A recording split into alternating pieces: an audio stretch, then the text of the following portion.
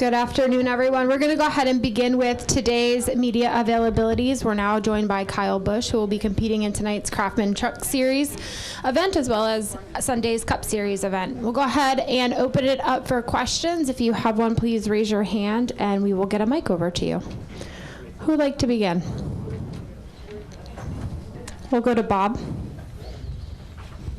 Bob Pockris, Fox Sports. If you weren't the caution last week, but the caution came out at that time, are you making decisions now to win a race, or do you have to play the points considering where you're at? I would say that we would go for the win and make the decision based off of trying to get that. So I think we were in the fourth position. That would have been really, really hard for us to choose only 2 tires with that many laps on the lefts. So I think we would have taken 4, which ultimately would have put us a little too far back because 4 didn't win, right? So I think that would have been the call, but it obviously wasn't the one needed to win the race. So we need to think about that and put ourselves in that position had us not been the caution. Additional questions for Kyle? Go in the front to Lee. Lee Spencer, Sirius XM NASCAR Radio and CatchFence.com. What do you think it is about this car that has taken you a while to get acclimated to? Because when you were with Gibbs the first year of the car, we just assumed they were not giving you the best equipment. I guess might be the fair way to say it since you were a lame duck at that point. But, you had a successful season last year with 3 wins, and I'm just kind of curious. Just from what you've told us, you've seemed to stumble a little bit with the car in general. I think that, the better piece that you have at the racetrack, it's going to mask a lot of things. It's going to make your job easier and the opportunity of going out there and getting strong finishes or wins a lot easier. So, some guys have done a better job of that. We were leading, I think, twice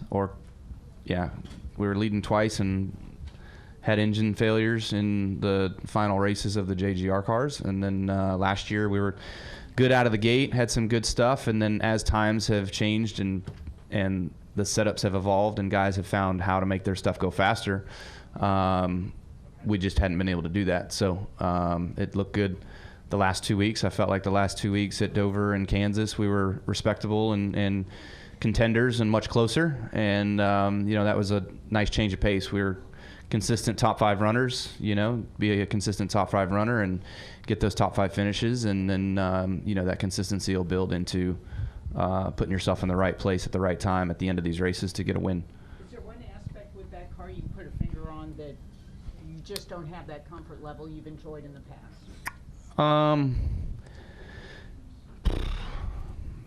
It definitely drives different than the old car. What that is, I'm not exactly sure. I mean, it seems when you lead into the corner and the right front is outside the right rear, the car is much tighter. When you get to the center off of the corner and the right front is inside the right rear coming downhill, it's much looser. And so trying to find that balance of that has been difficult, trying to get that right. But the old car didn't have that sensation. It was easy to just make a smooth corner and have the balance stay the same the whole time, where now I feel like I'm fighting many more balance issues. And on top of just fighting those balance issues by yourself, throw in the aero deficiencies that you have in traffic, and now you're just confused. Like you think that you're going to expect it to do one thing and it does something else, and you lose 1/10 of a second because you're trying to garner that feel of what it is. And we're literally all grasping at 1/10 of a second to be the best car on the racetrack. Many of our pace studies that come out after these races, 0.2 is the difference between first and 25th, so you're literally grasping at very small gains to move yourself up that pylon. Is there a pylon here? Okay, just making sure. I thought that was a hot topic, so that was a good pun right there. Perfect timing. Are there any other questions for Kyle? We'll go to Dustin, and we'll go in the back to Tyler. Dustin Long, NBC Sports.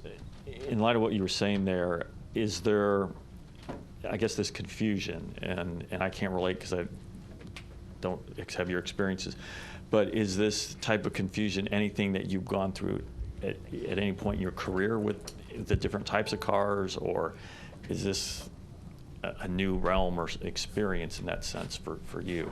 No, this is all new. New realm of confusion. I think the last time we had this much confusion was when we had the high downforce package on the Cup cars, the old Cup car, where you didn't know if you wanted to be the downforce guy or the less drag guy at the different racetracks, you know? And so, like, I think Truex, if I remember right, was like they poured all the downforce on his cars and he was fast his way, and they took downforce. They made Denny's cars less drag and he was fast that way. So it was like, okay, well, which way's the way, you know?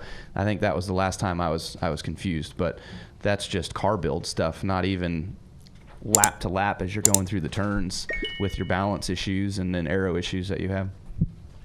And I also want to ask you, looking ahead to the All-Star race, look, you were the winner the 1 year they had the option tire, and I know it didn't work as well as what everybody hoped back then, but what's your hopes and thoughts about this idea of going back to an option tire and trying this again, and what would be signs that it's worth, or even if it doesn't work, it's still worth moving forward on? Yeah, I mean, I think it's definitely something interesting. You know, I feel like the last time we all kind of put it on at the same time, so there was no difference in putting it on, right? So this time I feel like we're probably all going to strategize the same way again. Like there's not that very many different ways that you can skin the same cat to figure out how to win these races. You know, it's no different than every Sunday, right? Like every Sunday, you're going to split the first stage, you're going to split the second stage, you're either going to split the third stage or you're going to two-stint the third stage. Like it's spelled out. There's no thinking at all anymore to strategy. So, like, I've made the suggestion years ago, and they've skipped right over it, in one ear, out the other, of find or make a defined number at some of these racetracks. If it's 75 laps green, you want to go 75 laps green. When the green flag falls, we're going 75 laps green, and if no caution comes, you throw a caution. Okay, then the clock resets. We go 75 again, but then there's no caution in the last 50 or 25 or whatever laps. So that throws some strategy into things, and that would give the crew chiefs, if we had option tires at all these other races, like, hey, do we want to run the option tire for 75 laps here? Will it make it 75 laps? That's another question. You know, and how all of that would look, and that would definitely throw some more option into these races where right now it's all the same, man. It's so cookie cutter that it's all the same. How would that explain, I'm sorry, the 75 laps? Mm-hmm. Because you're going to have potentially natural cautions, and that just throw that out. You start over. Okay. The clock starts over, right? It's kind of like the caution clock, except it's just laps. It's defined by laps. So you start the green, you start the race green, you go 75 laps. If there's no natural caution, you throw one, right? And then if there's a caution at lap 50, once it goes green again, you're going 75 green again. You know, but at least there's not a set and defined pit strategy at that point, in my opinion. All right, we'll go in the back to Tyler and then down here to Bob. Yeah, Tyler Head, 107.5 The Game, Cumulus Media. A lot of talk going on here recently about the future of the engine in the Cup Series, abandoning pushrod V8s, bringing in some kind of hybrid technology. Is there optimism that maybe that could get the horsepower back up, like a lot of drivers, including yourself, have advocated for over the past few years? Sure. Just depends on what they build it to, you know? I mean, there's plenty of engine opportunities that are out there. There's superchargers. There's, you know, the electrification piece that could be used. I have heard that ours would only be under caution, not used under green. So that, you know, what is the horsepower that we would utilize under green? Could it happen that overhead cam engines come to the Cup Series and they're less than 650 horsepower? Boy, that would be a detriment. Definitely we would all advocate for more. It's just a matter of who's going to listen. We'll go to Bob. Bob Pockris, Fox Sports. And when you spun that there at the end of the race last week, was that just pushing too hard? Did something happen? Just what occurred? Yeah, so I'd smoked the tires, and I'd gotten really loose about 6 laps prior to that, and I was running the top, and I was just barely hanging on, and then I went to the bottom, and I found a little bit of pace around the bottom, and that's when I got by Kyle Larson, and then I don't know if it was a lap or two later, I just kept trying to maximize my speed, knowing that we were falling off, and I didn't want to lose any more positions to anybody behind me, and just over pushed it, and I came in, and they said the whole right rear was just feathered, and Kyle's right front was corded and splitting and unraveling. So we both just smoked our tires. I think it's a little bit weird that he smoked a right front and I smoked a right rear. So you'd think opposite of that, right? Yeah, but I mean, is that just styles, do you think, or it could be just the balance that you had at that particular time of the race. Like, we had been trying to free up the second half of the race, and I felt really neutral. And honestly, that whole run, like, I felt like I was trying to stay under the tire and not over push, because it was going to be one of our longest runs to end the race. And when the 11 and the 17 were racing really hard for the lead and I was in third, I was just like, you guys burn your stuff up. You guys do what you got to do. Like, this is fun. I'm going to watch for a second. You're going to come right back to me. And so I was just hanging out. Like, I didn't even want to get in the fray. And then, I don't know, it was about 15 laps later, and I wasn't getting any closer to them. And I started slipping in different ways, and I'm like, all right. I'm not going to get a payoff for trying to take care of my tires here. We'll take one final question from Pete over here to your right.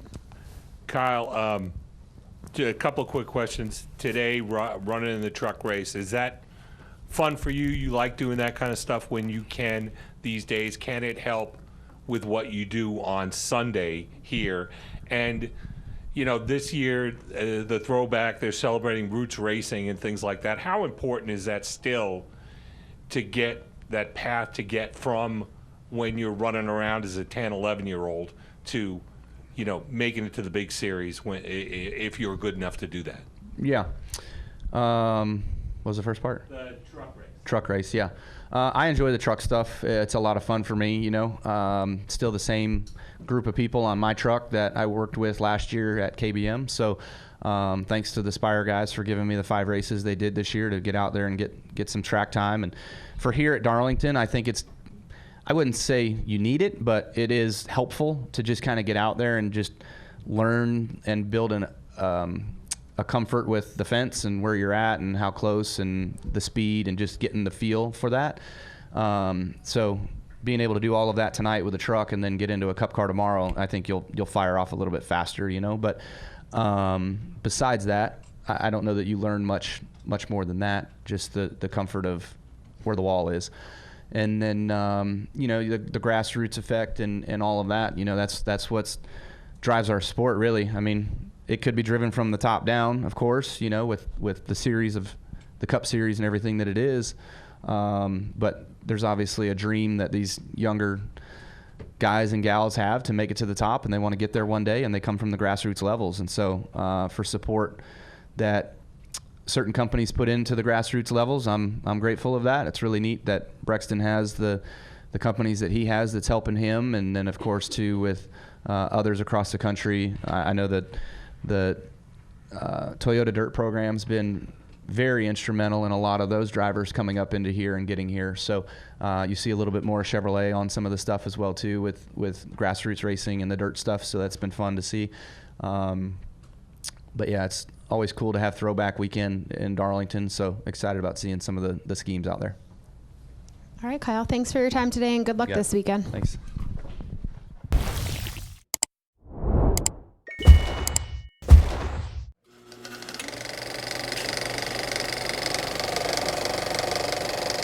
All right, there's the checkered flag. Great job, driver.